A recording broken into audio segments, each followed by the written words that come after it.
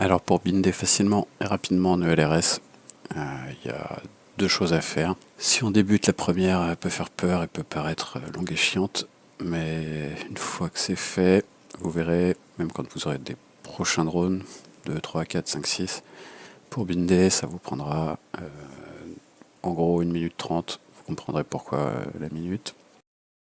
Mais donc, la première chose à faire, c'est de flasher son TX. Donc soit vous avez une extension à l'arrière de la radio et c'est simple, vous le branchez en USB-C.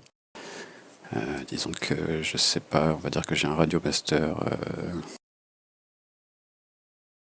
c'est 2.4 si vous savez pas la fréquence qu'on vous vend en général.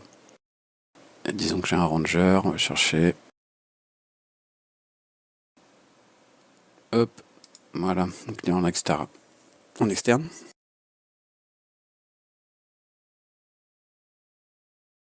Du coup, vu qu'il est branché en USB, on le laisse en UART. Ça, on n'aura à le faire qu'une fois.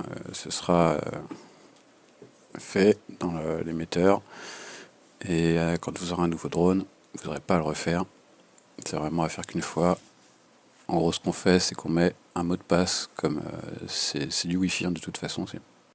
Et donc, on met le mot de passe du Wi-Fi pour qu'il soit le même sur le drone et sur la radio. Ce qui fait que quand vous brancherez votre drone, il va s'appairer directement à la radio, que ce soit votre 3 pouces, votre 5 pouces, votre 8 pouces, votre Tiny.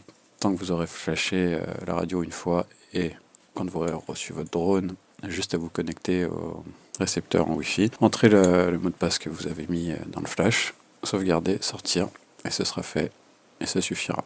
Donc voilà, comment on fait à partir de là? On appuie juste sur mettre à jour. Moi je l'efface toujours avant de mettre à jour. Je force pas. Après ça c'est à vous de voir. Ici ça va le trouver tout seul, ça va le détecter, c'est le port de connexion au PC. Donc ici vous n'avez pas un module externe. Vous passez par exemple, on va dire que c'est toujours une radio master, mais la Zoro doit être dedans. Je vais la chercher. Zoro interne, voilà. Là il vous propose plusieurs choses.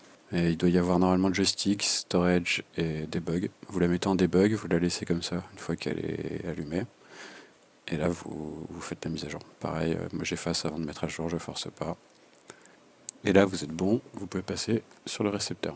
Alors maintenant, côté récepteur, ce qui est bien, c'est que depuis le ELRS 3, je crois, donc au moment où je tourne cette vidéo, vous n'aurez aucun récepteur en dessous, même si vous l'achetez d'un stock vraiment très vieux.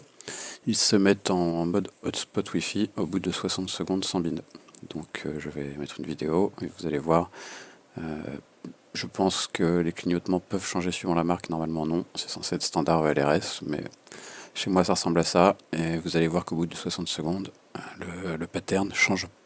Ça passe de quelque chose qui clignote assez rapidement à quelque chose de relativement fixe. Une fois que c'est passé en mode fixe, vous allez sur votre téléphone, vous faites une recherche de réseau Wi-Fi, vous cherchez le réseau qui s'appelle Express LRS, le mot de passe c'est Express LRS en minuscule.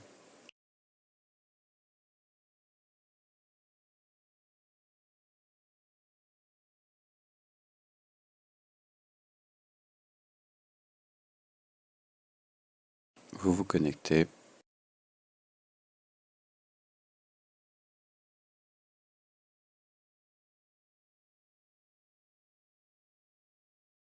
Vous allez dans votre navigateur, peu importe lequel. Vous tapez l'IP qui est affiché en haut. C'est l'IP local. Vous allez arriver sur la page que vous voyez à l'écran.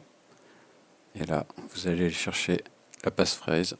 Vous mettez exemple dans le cas présent. Vous sauvegardez. Vous pouvez débrancher le drone, le rebrancher et il sera blindé. À savoir qu'un drone en ELRS, on allume toujours la radio avant le drone. Sinon, ça va chercher le signal pendant 3 plombes et il va se mettre en mode Wi-Fi avant de trouver, c'est une possibilité aussi. Donc voilà, maintenant quand vous chopez un drone, supposons que vous achetez un deuxième drone en ELRS, vous l'achetez, vous le mettez en USB, il n'y a même pas besoin de mettre la lipo, il faut juste que le RX soit alimenté. Vous attendez 60 secondes, il se met en hotspot, Vous prenez votre portable, dans les options, vous mettez votre mot de passe, vous sauvegardez, vous débranchez, vous rallumez, et il est prêt à voler. Voilà.